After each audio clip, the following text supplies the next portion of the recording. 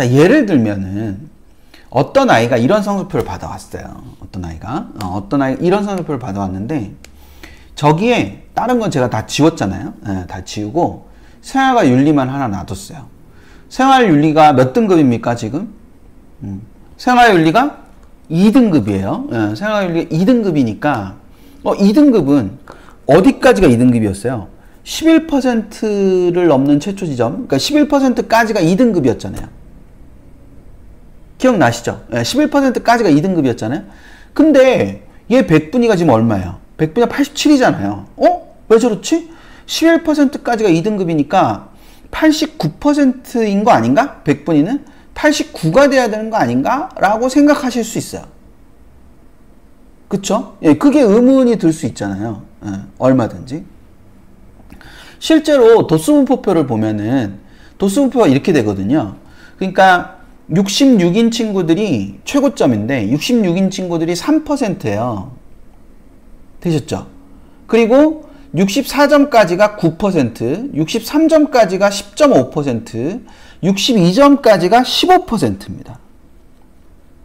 그러면 자, 우리 아까 1%를 넘는 1%는 어디죠? 어디가 1등급 컷이죠? 네, 지금 표현점수 66, 64, 63, 62 중에서 어디가 1등급 컷이에요? 1등급 컷이 어디예요? 1등급 컷이 여기잖아요. 그러니까 64자리가 1등급 컷이잖아요. 그리고 62라는 점수를 보시면 62는 누적 비율이 15%잖아요. 그쵸? 네, 누적 비율이 15%입니다. 15%니까 어떻게 생각할 수 있냐?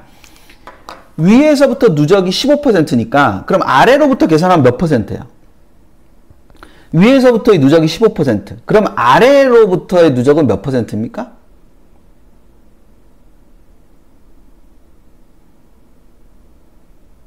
그쵸? 이렇게 나와야 되는 거 아니야? 라고 생각할 수도 있잖아요. 그쵸? 이렇게 나와야 되는 거 아니야? 이렇게 생각할 수도 있잖아요. 그러면 아까 여기가 1컷이고 여기가 2컷인 거는 이제 되죠. 이게 4%를 넘는 최초 지점이고 이게 11%를 넘는 최초 지점입니까? 여기는 아직 11%를 안 넘었잖아. 10.5까지는 아직 안 넘었으니까 여기 딱 뒤로 넘어갔으니까 여기까지 되는 거잖아요. 그러니까 여기에 2등급 컷이 100에서 15를 뺀 85가 여기에 적혀 있어야 되는 게 아닌가? 87은 도대체 어디서 나온 거지? 네. 그쵸? 여기도 87이 아니잖아요. 지금 10.5니까. 그럼 이건 왜 이러냐? 자, 여기 어려워요. 그냥 받아들이시면 돼요. 여기 어려운데 받아들이시면 돼요. 제가 설명 잘 해드릴 거니까 받아들이시면 됩니다. 자, 성적표에 있는 100분위는 전체 분해, 전체에서 누적 인원을 빼는 거예요. 이 누적 인원을 빼고 그 다음에 그 점수에 해당하는 인원 있잖아요. 해당하는 인원을 2로 나누는 거를 더한 다음에 전체 분해로 표현하는 겁니다. 그러니까 62는 5,926명이 62점을 받았잖아요. 근데 62점까지의 누적 인원은 19,650명이잖아요. 그리고 요거 보이세요? 요거 여기 요 숫자 요 숫자 보이시나? 13만 967명이라는 요 숫자가 있잖아요. 그쵸? 13만 967명이라는 요 숫자가 전체 생활과 윤리를 본 인원이잖아요. 그러면 전체, 즉 생활과 윤리의 전체를 본 13만 967명 분의 그 13만 967명 중에서 19,650명을 뺀 인원에다가 이 5,926명을 둘로 나눈 숫자를 더한 거의 비율을 100분이라고 하는 거예요. 결론은 그냥 100에서 누적을 빼면 되는 게 아니라 이 상위 누적 이 값을 빼면 되는 게 아니라 동점자의 절반을 더해야 된다. 100분위 계산할 때는. 되시겠죠? 그러니까 같은 표현점수를 가지고 있는 아이들이 있으면 그 친구들의 절반을 더해가지고 가야 된다라는 겁니다. 그쵸? SYK님께서 말씀하신 것처럼 그 같은 표점을 가진 아이들의 중간값을 찾아가는 거죠. 예. 좋은 표현이네요. 예. 저도 다음에 좀 써먹어도 될까요? SIK니? 같은 표점을 가진 아이들의 중간값을 찾아가는 거 허락해 주시면 제가 다음부터는 그런 표현을 쓰도록 하겠습니다. 자, 그래서 이거를 계산을 하면은 제가 계산해놨죠. 이걸 계산을 하면은 87.258 이렇게 258 얼마 이렇게 나오거든요. 그러면 여기서처럼 정수로 표현돼 있잖아요. 87이라는 정수로. 그래서 반올림을 해요. 반올림. 그래서 반올림을 하기 때문에 이 87이라고 나오는 겁니다.